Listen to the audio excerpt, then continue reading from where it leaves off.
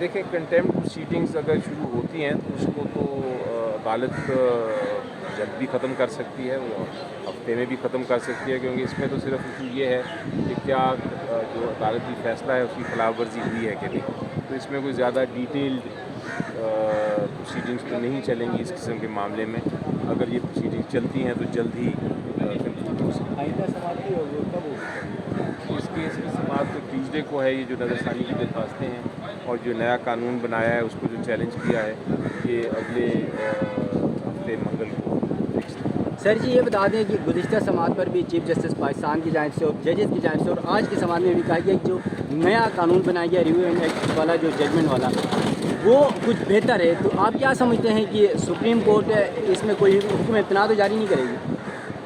देखें, ये तो मेरी नज़र में तो ये जो कानून है, पहला जो बिल था और जो पहला कानून था वो भी गैर आइनी था। आइन के खिलाफ वर्जी इसलिए थी उसमें क्योंकि मेरी नज़र में क्योंकि सिर्फ जो अपील की राइट है, अपील का हक़ है, वो सिर्फ आइनी तरमीम के ज़रिए दिया जा सकता है।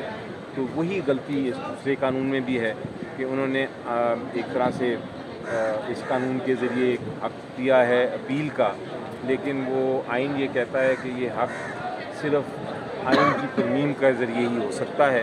अपील का अगर हक़ देना है, ये आप आम कानून के ज़रिए नहीं कर सर, सकते। तो इन्हें अदालत में आप क्या समझते हैं कि चीफ इलेक्शन कमीशन भी नायल हो सकते हैं अगर वो अमल दरामद नहीं कराते इलेक्शन में, जिस तरह 14 मई को इलेक्शन होना था लेकिन उन्होंने नहीं करवाया? अभी देखिए, मेरी नज़र में शायद इलेक्शन कमीशन वालों का इतना उनके ख़िलाफ़ शायद कार्रवाई ना हो सके, और उसकी वजह मैं इसलिए कहता हूँ कि उन्होंने कहा था अदालत में कि हमें पैसे दे दें और हमें सिक्योरिटी फराहम कर दें तो हम इलेक्शन करा लेंगे।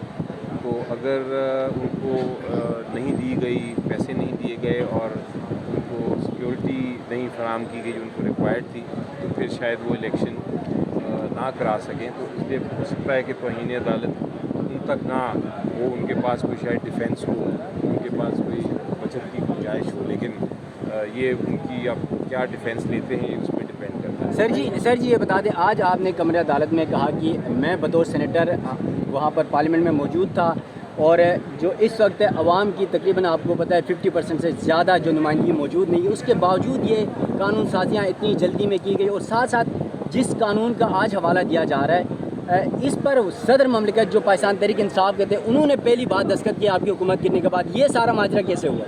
ये देखें, जहाँ तक वो ये बिल्कुल दुरुस्त बात है कि इस कानून पे डिबेट नहीं हुई। ये इसमें कोई शक नहीं है कि अगर कानून डिबेट के बगैर चला जाए, पास हो जाए, तो इसका मतलब ये होता है कि उस पर किसी पार्लियामेंटेरियन ने गौर व फिक्र नहीं किया और उसमें गलतियाँ निकल आती हैं। जहाँ तक प्रेसिडेंट साहब का इसको सेंड करने का ताल्लुक है, और देखिए, प्रेसिडेंट हमारी आइन के तहत उनके पास लिमिटेड पावर है। उनके पास वो कोई कानून को रिजेक्ट नहीं कर सकते, वो सिर्फ एक बार वापस भेज सकते हैं पार्लियामेंट को कंसिडर करने के लिए, और अगर वो वापस भेजते हैं तो पार्लियामेंट उसको अगर नहीं मानता प्रेसिडेंट की जब वापस कानून किया है और दोबारा से वो भेज देते हैं प्रेसिडेंट के पास, तो प्रेसिडेंट को फिर असेंट करना पड़ता है। तो इसलिए प्रेसिडेंट साहब का उन्होंने तो अपना, वो चाहे पीटीआई की हों या चाहे किसी और ऑर्गेनाइजेशन की हों, उन्होंने तो आइन के मुताबिक ही अपना जो फंक्शंस हैं वो परफॉर्म करने हैं, और उन्होंने आइन के मुताबिक अपनी ज़िम्मेदारी परफॉर्म की। तो उसमें बल्कि हमें अप्रिशिएट करना चाहिए, उसमें कोई हमें उनको ये नहीं कहना चाहिए कि उन्होंने कोई गलती की। वो पार्लियामेंट ने बहरहाल एक गलत कानून पास किया और उस कानून को अब अदालत देखेगी कि वो कानून दुरुस्त है अली या जफ़र साहब, शाह महमूद कुरैशी साहब भी रिलीज़ हो चुके हैं। इससे पहले यास्मीन राशिद साहिबा का केस भी डिस्चार्ज किया गया, परवेज़ इलाही साहब को भी बार बार उनको रिहा किया गया। क्या समझते हैं, मामलात बेहतरी की जानिब जा रहे हैं? और वो पीटीआई के सपोर्टर जो कि इसी उम्मीद के साथ हैं कि भाई वाकई मामलात बेहतर होंगे, तो क्या समझते हैं लीगल पॉइंट ऑफ व्यू से और ओवरऑल सियासी पॉइंट ऑफ व्यू से मामलात बेहतरी की जानिब जा रहे हैं आपके ख्याल में? जी देखिए, बिल्कुल उम्मीद रखनी चाहिए। मेरा ख्याल है इसका कोई ना कोई हल होगा। सारी सिचुएशन का बहुत कुछ डिपेंड करता है सुप्रीम कोर्ट की प्रोसीडिंग्स पे। अगर इलेक्शन की कोई डेट आ जाती है तो मुझे यकीन है कि उसके बाद बैठ के किसी ना किसी का डायलॉग होगा, और डायलॉग होने के बाद किसी ना किसी हल की तरफ हम जाएंगे। लेकिन गुज़श्ता रोज़ आसिफ जरदारी साहब ने कहा कि जब मैं चाहूँगा तब ये इलेक्शंस होंगे। देखिए, वो तो उन्होंने पॉलिटिकल स्टेटमेंट दी है, उसमें कोई हर्ज नहीं ऐसी बात करने का। हर पॉलिटिशियन अपनी अपनी पसंद की बात करता है तो उनकी बात अपनी जगह दुरुस्त होगी कि वो जो अपने वर्कर्स को या अपने लीडरान को कहना चाहते होंगे। हम भी ऐसी स्टेटमेंट दे सकते हैं, लेकिन अल्टीमेटली फ़ैसला आइन के मुताबिक अदालत ने ही करना है। किस सर तक धचका लगा है जो अहम रहनुमा छोड़ कर गए हैं, सियासत छोड़ कर गए हैं, कुछ पार्टी से राहें जुदा कर गए हैं, किस हद तक का पीटीआई को खान साहब को झटका लगा आपके ख्याल में? जी देखिए, मेरा ख्याल है जब एक सेकंड टियर या फर्स्ट टियर लीडरशिप किसी पार्टी से अलग होती है तो फिर नीचे से निकल के वो वाले फर्स्ट टियर में आ जाते हैं, तो पॉलिटिकल पार्टी में तो ये होता रहता है। और मेरा ख्याल है कि जो लोग छोड़ के गए हैं वो अपनी अपनी मजबूरियों की वजह से अपने अपने फैसले करके गए हैं, उनकी जगह रिप्लेसमेंट्स आ जाएंगी।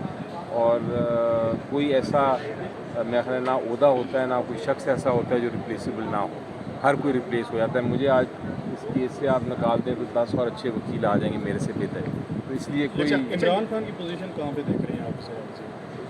अल्लाह का फजल है जी, पब्लिक की सपोर्ट बहुत ज़्यादा है और मेरा ख्याल है अवाम इंतज़ार कर रही है कि अब इलेक्शंस हों, हम वोट करें और उसमें फैसला हो जाएगा कि कहाँ तक कौन कितना पॉपुलर है। इलेक्शन वक्त पर होते हुए दिखाई दे रहे हैं आपको?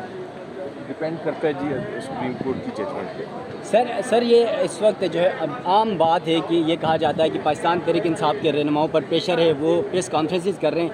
क्या आपके साथ भी ऐसी कोई सूरत हाल हुई है अभी तक कि आपको कोई प्रेशराइज़ कर रहा हो या कोई प्रेस कॉन्फ्रेंस करने के लिए मजबूर कर रहा हो?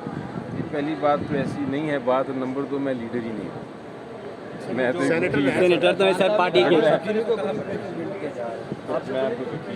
बाबर रवान साहब को भी प्रेशराइज करके बाहर चले गए, वो आप भी हैं सर। इस वक्त सारा दारमदार आपके ऊपर किया जा रहा है पीटीआई की तरफ से।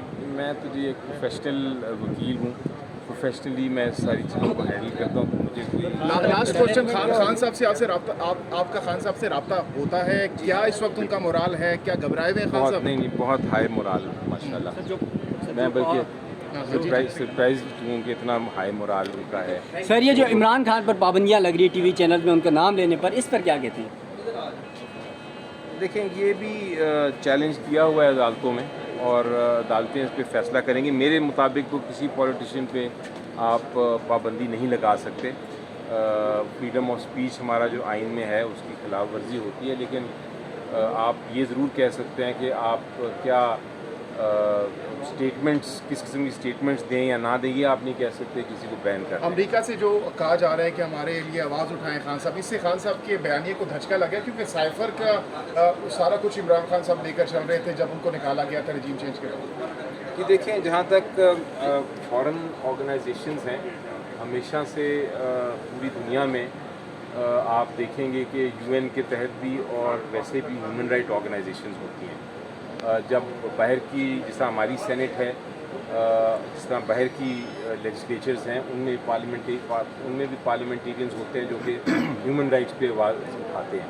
तो उनको ये कहना कि आवाज़ उठाएं किसी मामले पे, मेरा ख्याल है उसमें कोई कदगन नहीं होनी चाहिए, ये कोई ऐसी गलत बात नहीं। लेकिन इन्हिसार बेसिकली हमें अपनी अदालतों पे और अपनी कौम पे और अपनी पब्लिक पे और अपनी इंस्टीट्यूशन पे करना चाहिए। फवाद चौधरी, फयाजुल हसन चौहान, मुशर्रत जमशेद चीमा जैसे लोगों को वापस पार्टी में रखना चाहिए अगर हालात बेहतर हो जाते हैं आने वाले वक्त में? देखिए, मेरा इसमें कोई ज़ाती तौर पर क्या समझते हैं? मेरा ख्याल है ये फ़ैसला पॉलिटिकल फ़ैसला होता है। आपको बताऊँ, एक चीज़ होती है इंटेलिजेंस। इंटेलिजेंस का मतलब है कि आप सबको पता है, आप हर की इंटेलिजेंस है कि उसका क्या मतलब है। लेकिन एक चीज़ होती है विज़डम। इन दोनों में फ़र्क ये है कि विज़डम में आप हमेशा फ़ैसले करते हैं जो आपकी सलूशन की तरफ जाएं। इंटेलिजेंस में आप वो फ़ैसले करते हैं जो शायद मंतक कह रहा हो। लेकिन विज़डम और इंटेलिजेंस में से दोनों में से आप इस्तेमाल कर लें और फिर इसका जवाब। यानी आपका इशारा इस तरफ है कि हो सकता है कि स्ट्रेटजी के तहत ये सब कुछ हुआ हो, इमरान खान के से राह जुदा की हो मैं ये कह रहा स्ट्रेटजी हूँ के कि तौर आपका पर? सवाल ये था कि उनको वापस लेना चाहिए कि नहीं, तो मेरा ये पॉइंट था कि जो भी फैसला किया जाए वापस लेने का या ना लेने का, वो विज़डम के तहत किया जाए।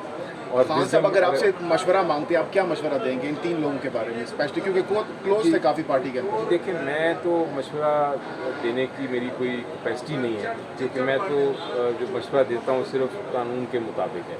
ये एक बहुत पॉलिटिकल फ़ैसला है और उसमें क्या वजह थी उनकी जाने की, क्या वजह नहीं थी, उस पर डिपेंड करता है। अगर किसी को मजबूरी के तहत भेजा गया है तो उसको वापस लेने में कोई हर्ज नहीं है। अगर कोई अपनी मर्ज़ी से छोड़ के गया है तो फिर वो वापस आएगा ही नहीं। थैंक यू सर, बहुत शुक्रिया। अदालत की कार्रवाई शुरू करे और सज़ा दे दे। तो इसलिए ये एक ऑप्शन, ये एक जो सॉल्यूशन है या एक उसको आप कह दें प्रोसीडिंग्स हैं, ये अदालत के पास मौजूद हैं। अदालत मेरा ख़्याल है, अपना अंदाज़ा है कि पहले इन रिव्यूज़ का, ये जो रिव्यू फाइल की नज़रसानी की दरख्वास्तें हैं उसका फ़ैसला करना चाहेगी और फिर उसके बाद ही देखेगी कि हमने क्या मज़ीद कार्रवाई सर करनी क्या है। समझते हैं कि वज़ीर आज़म न्यायालय हो सकते हैं? वज़ीर आज़म न्यायालय ये हो बिल्कुल, अगर कंटेम्प्ट प्रोसीडिंग्स होती हैं और कंटेम्प्ट प्रोसीडिंग में सज़ा होती है तो उस सज़ा के नतीजे में वज़ीर आज़म साहब जो हैं वो नायब हो सकते हैं। तो ये कितने अरसे का प्रोसीजर है, कितना टाइम लगता है ये तमाम तर प्रोसीडिंग्स में?